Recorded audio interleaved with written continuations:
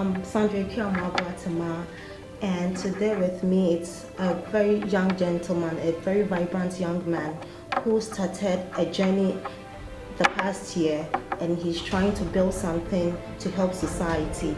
So with me here is Matthew Azan, Mr. Matthew Azan, the CEO of Trust Charity Foundation. Welcome, Mr. Matthew. Yes, thank you very much, Madam Sandra. Okay, so we would like to know much more about you. Personally, I know just your name and a few things about you. Can you throw more light on your personality? Okay, as you rightly said, my name is Azam Matthew.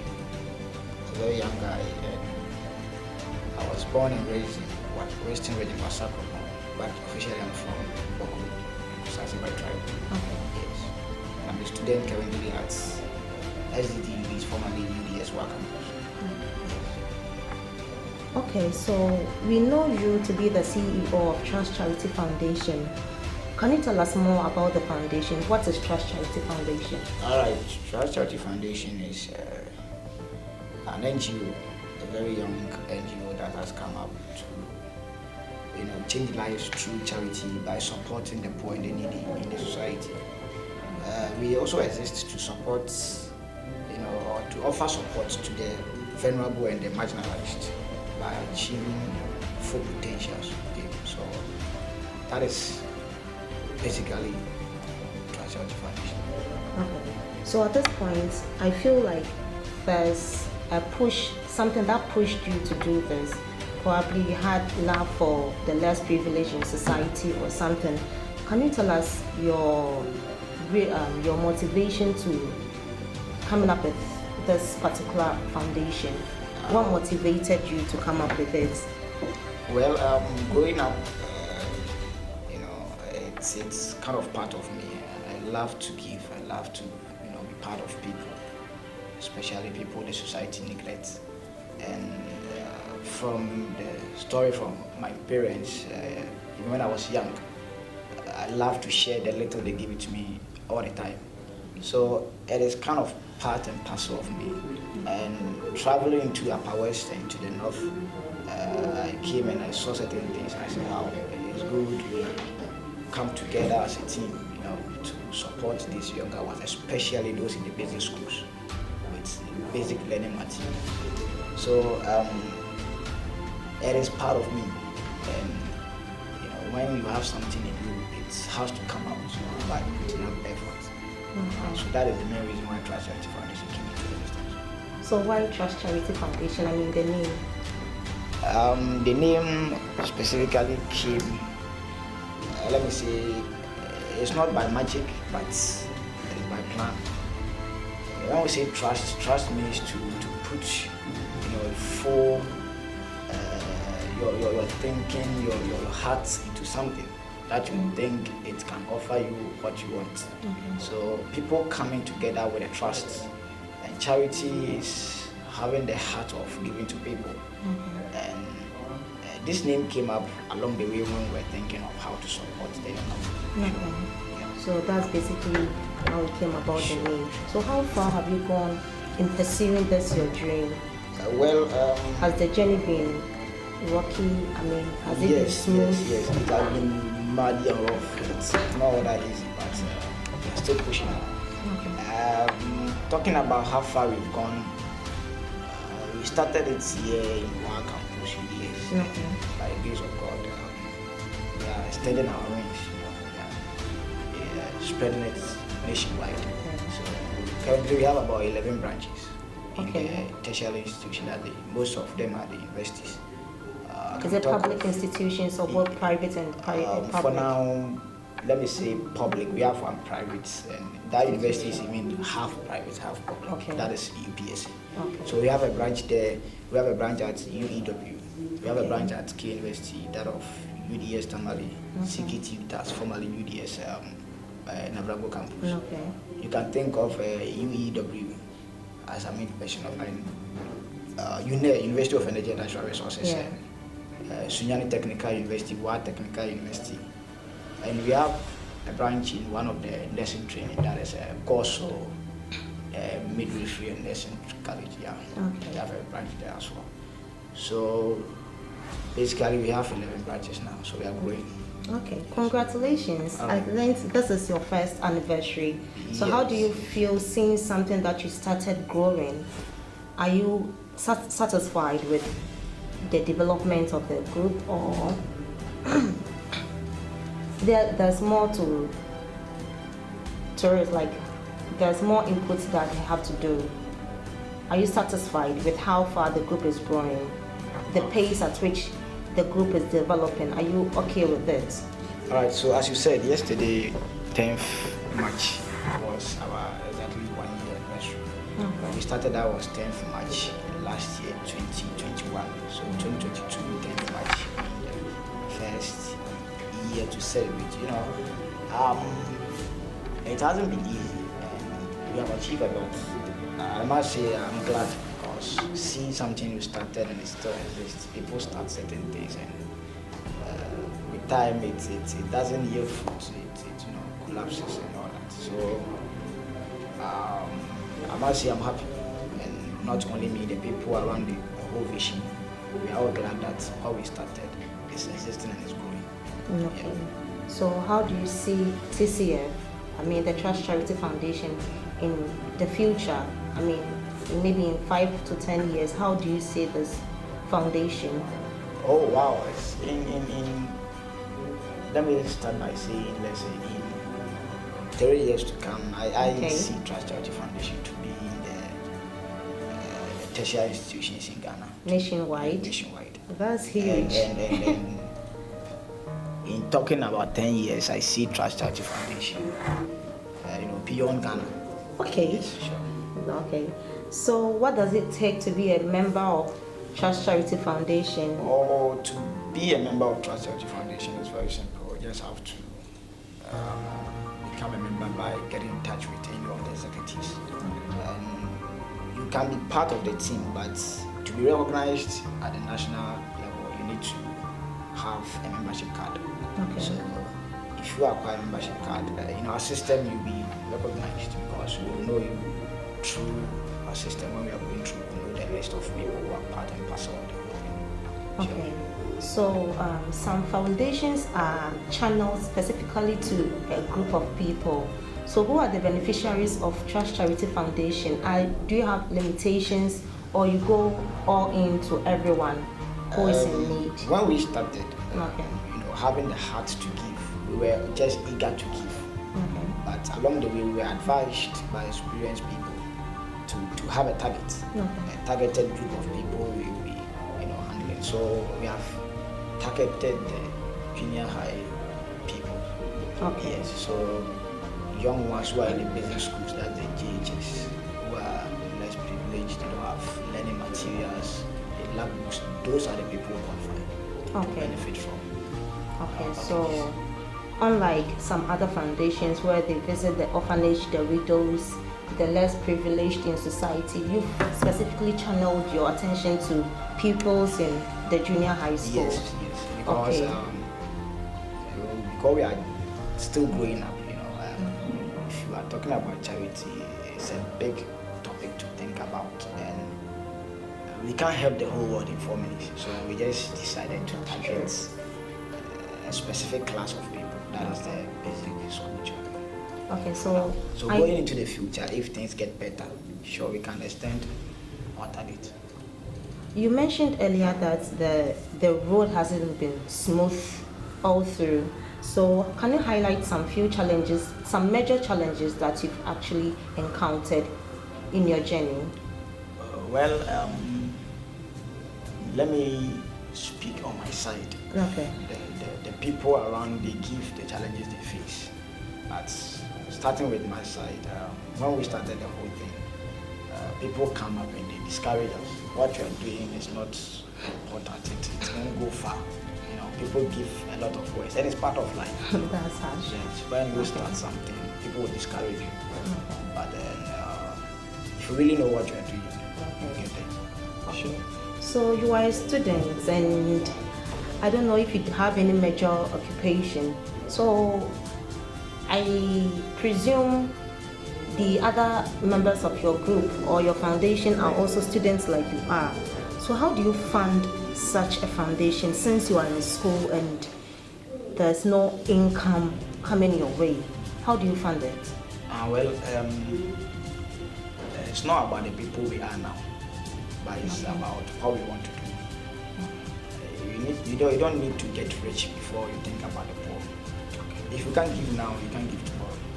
Sure. Yeah, it starts from now. So if the little you have, you can share a loaf of bread with your brother, it means that going into the future you do more. So yes, we are students. Yes, we don't have much as we be thinking in the future, but in as much as we have it at heart that we want to give, we need to begin now. So that's why we have begun in the way that we can handle it. So have you engaged a group of people or a group of individuals who wish to sponsor your foundation? Yes, about some months ago, we wrote some letters to some companies. We are still following up. Yeah, we've not had any clear feedback from any of them yet. And then talking about how we fund it, let's say if we identify some specific kids that we want to support, what we'll do is that we come together, we'll make it known to our people. So everybody gives the little he or she has. But don't you feel together we accumulate and then support them. Okay, but don't you feel you are being partial in giving? I mean, there are more marginalized people in the society who are not in the GHS level, probably in kindergarten or in the primary school. Don't you think you are being biased in a way for having focused on just GHS peoples, whereas there are younger ones who may need your help? Yes, I really understand you. When we thought of going into the education field, education is also a very long ladder that you need to still focus on the class. So looking at it, yes, basic, you have the primary, lower and the upper, but definitely before you climb to the high school, you need to pass through the junior high. And someone who is in the junior high school is likely to drop from school as compared to the primary, if the person is lacking basic materials. That is the time they grow into their adolescent age and they begin to think, compare themselves to the society.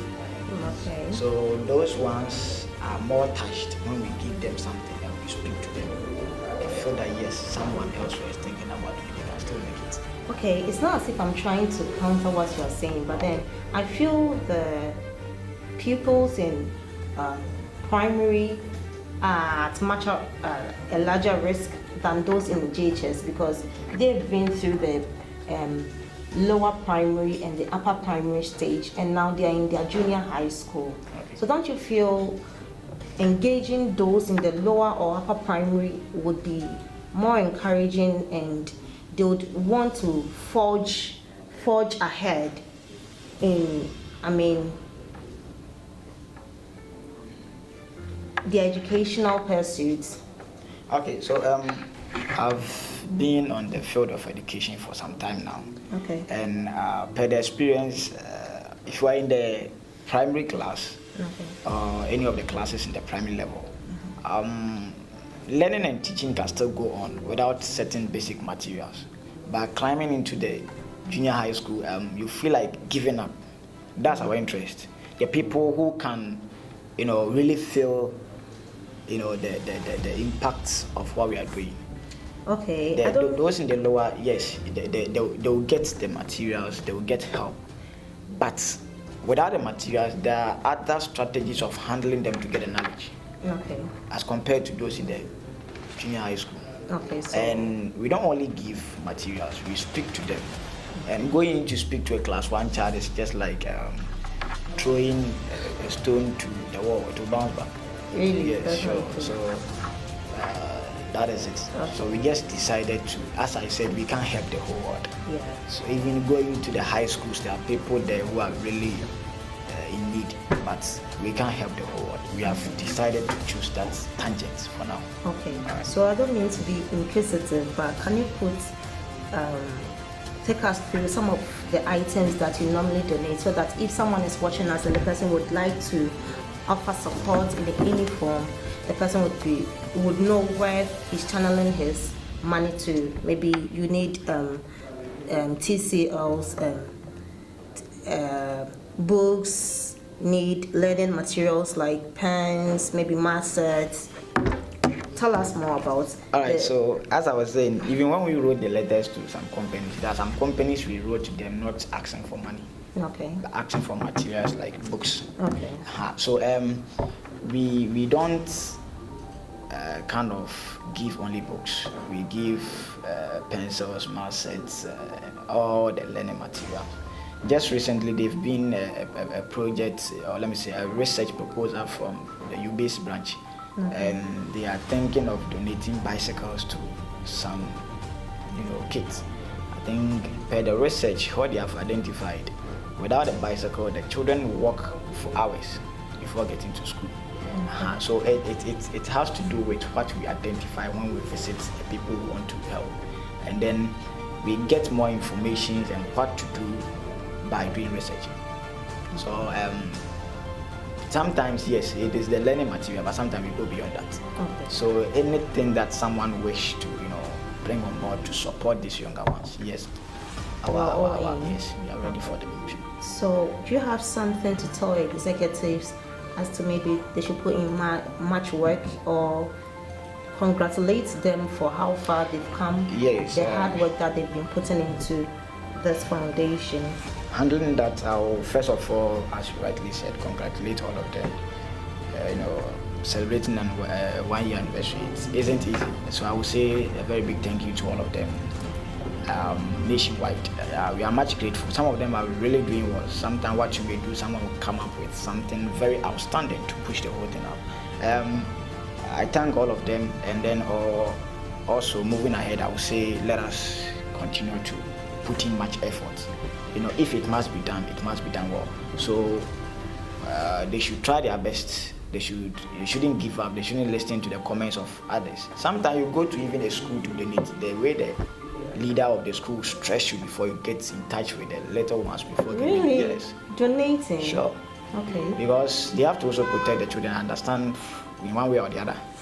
But going there with things, sometimes some of them think you have other mutual future benefits you want to gain from the children. That's why you're doing that. Okay. Yes. So I would say they should be encouraged and they should do their best. Let's do it together. And charity, when you do charity, you are blessed, or you'll be blessed here on earth and in heaven as well. Your place is, let me say, different. Sure. Okay. So you're trying to bring our conversation to a close. Would you like to greet some few people, maybe say hi to some few people who had helped you in your journey so far? Right. I want to first of all say hi to my family down in Western Region, my parents, my father, my mother, my sisters, brothers, Simon, and then Comfort and that of Grace. I salute them all. Yeah. Okay. They are a very lovely family, and being with them, we have really enjoyed together. Yeah. And going forward, I want to thank everyone. I can't mention names. If I want to mention names here, people will beat me out there. So I want to thank all the branches you can think of, all the executives across the country, and the national executives. I salute them all. Wow. So my greetings to everybody, and that of my boss, Beverly Hills Academy. Okay. Yes, Madam Pearl, I greet her, and Mr. Chechel. Sure. Okay. Right. And all the teachers of Beverly Hills too. I salute them. Okay. All right. Okay, so Mr. Azan, would you like to call in for support from groups and individuals who may want to engage with you and help you in donating to the less privileged? Oh yes, sure. Our range or our doors are open. So all those who have the same heart, people who want to support these little ones, yes, be it in kind or cash, books, anything at all that you can think of that you think a basic child or a child in the basic level will need, that is the school. JHS children, anything you think you want to give to them. Okay. Yeah, people celebrating their birthdays, anniversaries, you want to do donations, yes, you can get in touch with us. We always have a proposal, a research that we have done that you can pick any of them to go in and support these little ones. together. Okay. Yes. So we partner with people. Anybody who wants to sponsor us, we are ready to hold you high in the foundation. Yes. So we are ready for any support that will come in. So I'll be glad if you mention, I want you to mention the sort of things you want them to donate to you. Yes. Maybe if you give them the green light to bring anything that they think students will need. Probably they might not bring exactly what you want. So probably you have some specifications that you want to receive from people donating to your foundation. So what are some of the specific things that you want them to bring? Okay, I made mention of some of them. That is bicycles, books, pencils, pens, mathematical sets, uniform, sandals, and all the things that a child in the village school will need. Talking about the uniforms, how would they know that this is the particular uniform Yes, that that is you why want? it's necessary to get in touch with us. Okay. If there are a group of kids, we definitely know the type of group. Okay. So do you have any social media handles, any personal number and email that you would want to? Trust Charity Foundation, we are on YouTube, we are on Facebook, and our contacts are there. You can get in touch with us. So YouTube is Trust Charity Foundation, so as Facebook and other social media platforms. Okay. You can contact us on 0556 740631. Could you repeat the number? 0556 740631. Okay. Yeah. So that's where we bring our conversation to a close. Thank you, Mr. Azan, for speaking with us. And I was your host, Sandra Kiamwa-Boatema, with the CEO of Trust Charity Foundation, Mr. Matthew Azan. Thank you. Thank you.